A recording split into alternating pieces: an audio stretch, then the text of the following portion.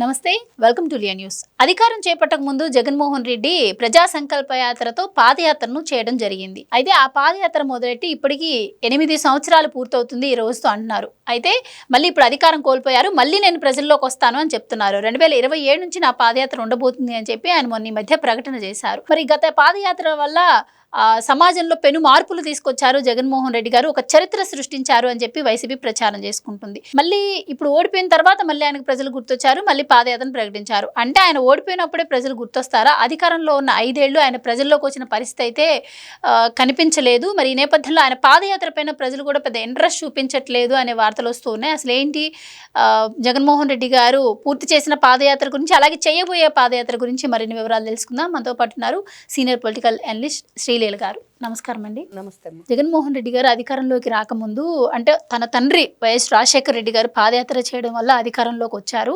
So ఎవరైనా సరే ఒక నాయకుడు పాదయాత్ర చేస్తే కంపల్సరీ అధికారంలోకి వస్తారు అని చెప్పి ఒక నానుడి కూడా ఉండడం నేపథ్యంలో ఆయన ఒక పాదయాత్ర సంకల్పం చేశారు. ప్రజా సంకల్ప యాత్ర అని చెప్పి పాదయాత్ర కూడా చేయడం జరిగింది. సో మరి ఒక యువకుడు వచ్చి అడుగుతున్నాడు కాబట్టి ఒక్కసారి అవకాశం ఇవ్వండి అని చెప్పి అప్పట్లో ప్రజలు గెలిపించారు అని ఇప్పటికీ టీడీపీకి సంబంధించిన వాళ్ళు ప్రచారం చేస్తూ ఉంటారు. మరి ఏంటి వాళ్ళేమో గొప్పగా కేకులు కట్ చేసుకుంటున్నారు, పెను మార్పులు తీసుకొచ్చారా పాదయాత్ర ద్వారా అని చెప్పి అంటున్నారు. మీ ఉద్దేశం ఏంటి? పెను మార్పులు అయితే వచ్చినాయి. ఆ పెను మార్పులు మంచికి దారి తీసాయా, చెడుకు దారి తీసాయా? జగన్మోహన్ రెడ్డి మరి 8 సంవత్సరాలు ఈ రోజుకి ప్రజా సంకల్ప యాత్ర అనే పేరుతో పాదయాత్ర చేశాడు అని. మరి నిజంగా అది ఏ సంకల్పంతో చేశాడు ఆయన? అంటే జగన్మోహన్ రెడ్డి ఎక్కడెక్కడ భూములు ఉన్నాయి, ఎక్కడెక్కడ ఆస్తులు ఉన్నాయి, అవన్నీ ఎలా కొట్టేయాలి అనే ఉద్దేశంతోనే ఆయన పాదయాత్ర చేశాడు అనేది ఒకటైతే, నిజంగా ఆయన ప్రజల మనిషిగా, ప్రజల కోసమే, ప్రజల సంకల్పమే తన సంకల్పంగా అనుకొని చేశాడా అంటే మరి అధికారంలోకి వచ్చాక అవి నెరవేర్చాడా? నిజంగా ఆయన అధికారంలోకి వచ్చాక అలా నెరవేర్చి ఉంటే 151 నుంచి ఈ రోజున 11కు పరిమితం అయ్యేవాడా? ఈ క్వశ్చన్స్ వాళ్ళు ఒకసారి వేసుకుంటే మనం ఏం చేశాము, మరి ఈ రోజున వైనాట్ 175 అన్న జగన్మోహన్ రెడ్డి గారు 151 నుంచి 11కు పరిమితం అయ్యాడు. మరి ఆయన స్టార్టింగ్ అసలు ప్రమాణ స్వీకారం చేశాక మరి ఏ విధంగా స్టార్ట్ చేశాడు రాష్ట్రంలో పరిపాలన అంటే ప్రజావేదిక కూల్చడం. అసలు ఎవరైనా చేస్తారా అలాంటి పని? రాష్ట్రంలో నీకు ఇష్టం లేకపోతే ఏదో కార్యక్రమానికి ఉపయోగించు. ప్రజావేదిక కూల్చడం దగ్గర నుంచి, అన్నా క్యాంటీన్లు తీసేయటం దగ్గర నుండి చాలా ఘోరంగా అవన్నీ కూడా కూల్చేయటంలో ఇంకా వీళ్ళకి మించిన వాళ్ళు లేరు. నిర్దాక్షిణంగా 5 రూపాయలకు అన్నం పెట్టడం తప్ప. అసలు ఎవరైనా ఇలా చేస్తారా? అసలు ప్రజల కష్టాలు పట్టవు. నువ్వు ప్రజల కోసం సంకల్ప యాత్ర చేశావంటే ఎవరైనా నమ్ముతారా? అధికారం కోసం వచ్చాడు, దోచుకోవటానికి వచ్చాడు. రాష్ట్రంలో దేన్ని కూడా వదిలిపెట్టకుండా మొత్తం మట్టి మశానంతో సహా శుభ్రంగా దోచుకుపోయారు. చూసాం కదా, అమరావతిలో రోడ్లు కూడా తవ్వేసుకున్న దారుణమైన పరిస్థితి. మరి అట్లాంటి వ్యక్తి ఈ రోజున ఏదో ఉద్ధరించాడు, ఏదో చేశాడు.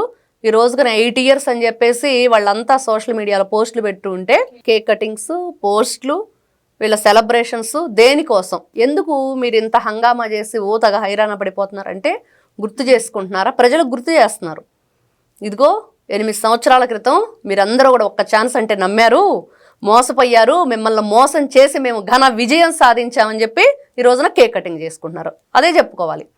జగన్మోహన్ రెడ్డి గారు దేనికోసం పాదయాత్ర చేశారు, ఏం ఉద్ధరించారు, ప్రజలకు ఎలాంటి లబ్ధి చేకూర్చారు అంటే ఆయన వల్ల కనీసం ఉప్పుగల్లంత ఉపకారం లేదు, ఏమి లేదు. అసలు ఎక్కడ ఒక పెట్టుబడి లేదు. పాదయాత్రలో ఇచ్చిన హామీలన్నింటినీ కూడా జగన్మోహన్ రెడ్డి గారు నెరవేర్చారు అని చెప్పి ఈరోజు ప్రచారం చేసుకుంటూ ఉన్నారు. నిజమే అంటారా? అది అసలు డిఎస్సి నిర్వహించారా? ఎక్కడ నిర్వహించలేదు కదా. మరి ఆయన చెప్పాడు 1000 రూపాయలు పెంచుతాను పెన్షన్ రాగానే అని. మరి 1000 రూపాయలు పెంచాడా? అబ్బే మేము 250 250 250 పెంచుకుంటూ పోతాం అన్నాడు. అభివృద్ధి కూడా అలా పెంచుకుంటూ పోతే బాగానే ఉండేది. కానీ వాళ్ళు పెంచుకుంటూ పోయింది ఏంటంటే వాళ్ళ ఆస్తులను పెంచుకున్నారు. వాళ్ళు డబ్బులు ఏదైతే ఉందో దాన్ని వెనకేసుకోవటానికి వాళ్ళు అంతా కూడా లాభం చేకూర్చుకునే పనే తప్పించి ఎక్కడా కూడా మరి ఎవ్వరికి కూడా వాళ్ళు ఇచ్చిన హామీలు నెరవేర్చలేదు. మరి అక్కలు, చెల్లెళ్ళు, అవ్వలు, తాతలు మీకోసం నేనున్నాను, యువకుణ్ణి, నాకు తాడేపల్లిలో పెద్ద కొంప ఉంది, ప్యాలెస్, నేను ఇక్కడే ఉంటాను, ఎక్కడికి పోను, చంద్రబాబు నాయుడికి ఇల్లు కూడా లేదని చెప్పేసి ప్రచారం చేశాడు. మరి ఆ ప్యాలెస్ చుట్టూ కట్టిన ఆ కంచె ఏదైతే ఉందో 25 కోట్ల రూపాయల అక్షరాల ఖర్చు పెట్టి నువ్వు వేసింది మరి ఎవరి డబ్బుతో కట్టావు? ఎవడబ్బా సొమ్మని కట్టావు? రాజారెడ్డి రాజ్యాంగం నడిపించింది ఎందుకు? ఇవన్నీ వింటూ ఉంటే ప్రతి ఒక్కరికి రక్తం మరిగిపోయే పరిస్థితి. అంటే ఇందాక నేను ఉదహరించినట్టు జగన్మోహన్ రెడ్డి గారు అధికారంలోకి రాకముందు ఈ పాదయాత్రలో ప్రజలకు అత్యంత దగ్గరగా ఉండి రోజు ముద్దులు వాళ్ళని తల నిమరడం ఇలాంటివన్నీ చేశారు. అధికారం ఎప్పుడైతే ఆయన దక్కించుకున్నారో ఆ నెక్స్ట్ డే నుంచి ఆయన ప్రజల దగ్గరికి రావడం మానేశారు. మళ్ళీ ఇప్పుడు ఓడిపోయారు కాబట్టి మళ్ళీ ఆయన ప్రజల్లోకి రావాలని అనుకుంటున్నారు అని చెప్పి, అంటే ఈ గ్యాప్లో ఏమైనా జరిగినా కూడా ఆయన ఏం పెద్దగా బెంగళూరులోనే ఎక్కువ ఉంటూ ఉన్నారు కాబట్టి ఈ చర్చ నడుస్తోంది. ఎంతవరకు నిజమంటారు? ఇక్కడ ఒకటి, ఫస్ట్ ఆయన ప్రజల్లోకి వచ్చినప్పుడు అసలు జగన్మోహన్ రెడ్డి అంటే ఎవరు? వైఎస్ రాజశేఖర రెడ్డి కొడుకు. అదే తెలుసు. 16 నెలలు జైలుకి ఎందుకు వెళ్ళాడంటే అన్యాయంగా అక్రమంగా చిన్న పిల్లోడు మంచివాణ్ణి సౌమ్యుణ్ణి బుద్ధిమంతుణ్ణి నారా చంద్రబాబు నాయుడు గారు అరెస్ట్ చేయించారు. అదే కదా వాళ్ళు చెప్పుకుంది. ఇంత బుద్ధిమంతుడు మరి భూతద్దం పెట్టుకుని వెతికినా కూడా దొరకడు. మరి అలాంటి వ్యక్తిని 16 నెలలు జైల్లో వేస్తే పాపం బిడ్డ బయటకు వచ్చి తండ్రి లేని పిల్లోడిని నన్ను ఆదరించండి, నేను చాలా మంచివాణ్ణి, మీకేదో చేస్తానంటే ప్రజలు నిజమే కాబోలు ఏదో జరిగింది మొత్తానికి, ఈ బాబు చూస్తే మాకు ముద్దులు పెడుతున్నాడు, తలలు నిమురుతున్నాడు, ఇన్ని హామీల అసలు ఒకే ఒక ఛాన్సు, వీళ్ళ బుద్ధి మారిపోయింది. ఇచ్చారు. ఇచ్చిన తర్వాత తెలిసింది ఒక్కొక్కరికి మామూలుగా కాదు, బ్యాండ్ బాజా వాయించాడు జగన్మోహన్ రెడ్డి. ప్రజలందరూ అంటే ఓటు వేసినందుకు చెప్పు తీసుకొని వాళ్ళ చెంపలు పగలగొట్టుకునే పరిస్థితి. ఇంతకంటే ఘోరం ఎక్కడైనా ఉంటుందా? మరి వీళ్ళు చేసిన ఏదైతే గంజాయిని ఏ విధంగా వీళ్ళు ఒక రాజ్యాన్ని ఏర్పరిచారో అక్కడ యువత ముఖ్యంగా ఏ విధంగా చెడిపోయింది. మరి వాళ్లే గంజాయి మొత్తులో ఎదుటి వాళ్ళ కత్తులతో పడవటం కానీ, వాళ్ళ ఇంట్లో వాళ్ళని చంపేయటం కానీ, లేకపోతే ఇంకా యువత ఏ విధంగా పక్కదారి పట్టిందో చూసాం. మరి ఈ వ్యక్తి ఇవన్నీ చూశాక రాష్ట్ర ప్రజలు మరి మళ్ళీ ఏదో పాదయాత్ర చేసి మళ్ళీ ఏదైనా మప్పి పెడదామంటే ఫస్ట్ జగన్మోహన్ రెడ్డి గారు రేపు పాదయాత్ర స్టార్ట్ చేస్తే ప్రజలందరూ అడిగే క్వశ్చను, బాబు 2019 ఎలక్షన్కి ముందు వచ్చావు, మరి చాలా హామీలు ఇచ్చావు, మరి అక్రమంగా మద్యాన్ని అన్యాయంగా మరి ఏరులై పారించి ఎంతమంది ఆడపిల్లల తాళిబొట్లు దంచడానికి కారణమయ్యావు, మరి నువ్వు చెప్పినవన్నీ కూడా ఏలికేస్తే కాలికేసి కాలికేస్తే వేలికేసి మరి 1000 రూపాయలు పెంచుతానన్నాను కానీ ఒకేసారి పెంచుతానన్నానా, ఇంకో విధంగా పెంచుతానన్నా అని చెప్పేసి చాలా మెలికలు పెట్టేశాడు. మరి అవన్నీ కూడా రేపు అన్ని క్వశ్చన్స్ అడుగుతారు, అడిగితే దానికి సమాధానం చెప్పాలి. సో ఈ 5 ఏళ్ళు జగన్మోహన్ రెడ్డి పరిపాలన ప్రజలు కూడా చూశారు కాబట్టి, అండ్ ఇందాక నేను అన్నట్టు పాదయాత్ర చేస్తే అధికారంలోకి వస్తారు అని చెప్పి ఒక సెంటిమెంట్ ఉండింది. సో అలానే జగన్మోహన్ రెడ్డి గారు పాదయాత్ర చేశారు, అధికారంలోకి వచ్చారు. మరి ఈసారి ఏంటి, ఆయన మళ్ళీ పాదయాత్ర అంటున్నారు. మరి మళ్ళీ అంటే ప్రజలకు ఏవి కూడా ఎక్కువ కాలం గుర్తుండవు కదా, అంటే ఎలక్షన్స్ ముందు మూవ్మెంట్ ఎలా ఉంటుందో అదే ఎక్కువ ప్రజలపైన ఎఫెక్ట్ చూపిస్తూ ఉంటుంది. మరి ఈసారి పాదయాత్ర ద్వారా మళ్ళీ ఆయన అధికారంలోకి వచ్చే అవకాశం ఉంటుందని? ఖచ్చితంగా రారు. అంటే ఇక్కడ ప్రజల దగ్గరకు వెళ్ళినప్పుడు వాళ్ళల్లో మమేకమై వాళ్ళ మంచి చెడ్డ అన్ని విషయాలు కనుక్కొని ఖచ్చితంగా రేపు మేము అధికారంలోకి వస్తాము, మీకు మంచి చేస్తాము అనే ఒక నమ్మకాన్ని భరోసాని కలిగిస్తారు. కాబట్టి ప్రజలు కూడా నిజమే వీళ్ళు మనకు చేసే వ్యక్తులు అనే నమ్మకాన్ని అక్కడ ఏర్పరచుకుంటారు.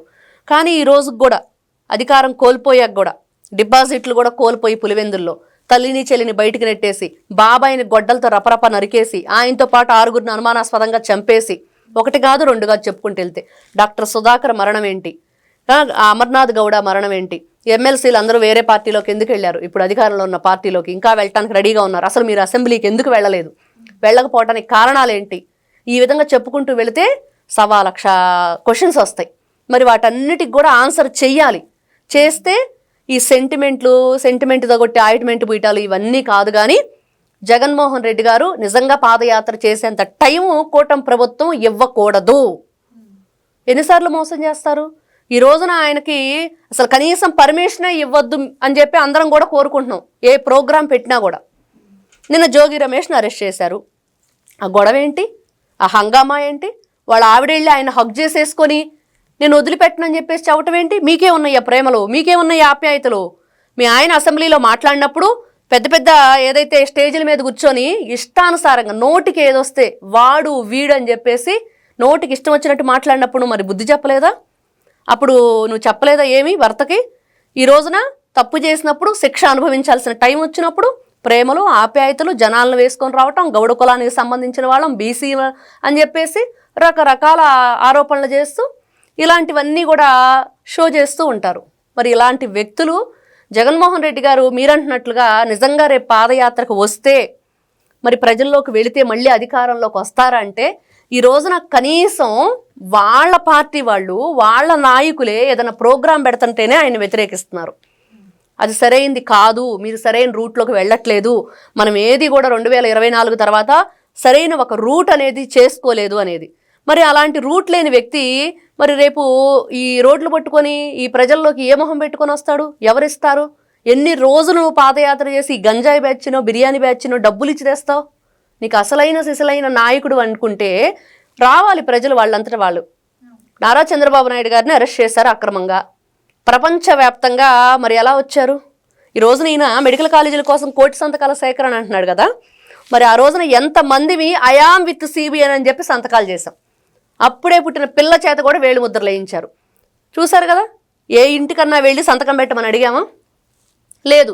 ఎక్కడికక్కడే బోర్డులు పెట్టేసుకుని ఎవరికి వాళ్ళకి సంతకాలు పెట్టేసి ప్రతి ఒక్కరూ బయటకు వచ్చి ఆయనకు సంఘీభావం తెలిపి ఆయన విడుదల చేయమని చెప్పి కోరుకొని ఎన్నో రకాలుగా అరెస్ట్ అయిన వాళ్ళు, ఆయన కోసం ఎన్ని రకాలుగానో పూజలు చేసిన వాళ్ళు, ప్రదక్షిణాలు చేసిన వాళ్ళు, 1 కాదు 2 కాదు చెప్పుకుంటూ వెళితే కోకొల్లలు. ఒక నాయకుడు అంటే ఎలా ఉంటాడు, ఆ నాయకుడికి మరి ఎలాంటి, ఈ విజనరీ లీడర్కి ఎలాంటి ఇవన్నీ కూడా గౌరవం దక్కిద్ది అనేది తెలుస్తుంది. మరి ఇలాంటి వ్యక్తి ఏం చేస్తాడు? కాబట్టి ఫస్ట్ ఈ రోజున జగన్మోహన్ రెడ్డి గారు ఈ ప్రోగ్రామ్స్కే ఎవరూ యాక్సెప్ట్ చేయకుండా వచ్చిన దాన్ని కూడా ఏ విధంగా శవాలు ఎగిరిపోతూ మరి ఫెయిల్ అవుతుందో చూస్తూ ఉంటే మరి ఇట్లాంటి వ్యక్తి రేపు ప్రజల్లోకి వస్తే ఏం జరుగుతుంది రాష్ట్ర వ్యాప్తంగా పర్యటనకి అనేదాన్ని మళ్ళీ క్వశ్చన్ చేసుకుంటూ నిజంగా ఇట్లాంటి వ్యక్తి రావటం శ్రేయస్కరమేనా ప్రజలకి? కాబట్టి ఇలాంటి వ్యక్తి రాకుండా ఉంటేనే బాగుంటుంది. మరి అసలు ఫస్ట్ అన్నిటికంటే బాధాకరమైన విషయం ఏంటంటే అసలు ఈ దేనికి కూడా ఎక్కడ ఎవరికి శిక్ష పడట్లేదు. ప్రజల్లో ఇవన్నీ కూడా కోకొల్లలుగా ఉన్నాయి. వీళ్ళంతా శిక్షకి అర్హులు కదా, మరి శిక్ష ఎందుకు పడట్లేదు? మరి ఈ రోజున 16 నెలలు జైల్లో ఉండొచ్చి 32 ఈడీ కేసులని, లేకపోతే సిబిఐ కేసులు అని చెప్పి ఇంకో వైపు బాబాయ్ కేసుని, మొన్న సెంగయ్యని తొక్కిచ్చిన కేసు అని 1 కాదు కదా గతంలో చేసినవి. వీటన్నిటికి కూడా ఎవరు? మరి అవన్నీ కూడా ప్రజలు ఈ రోజున అడుగుతున్నారు. కాబట్టి ఈయన ఫస్ట్ ప్రజల్లోకి వెళ్ళబోయే ముందు కూటమి ప్రభుత్వం మరొక్కసారి ఆలోచించి త్వరగా జగన్మోహన్ రెడ్డి గారిని ప్రజాయాత్ర కాదు కానీ జైలు యాత్ర చేపిస్తే బాగుండిద్ది అనేది ప్రజల కోరిక. Thank you. నమస్తే.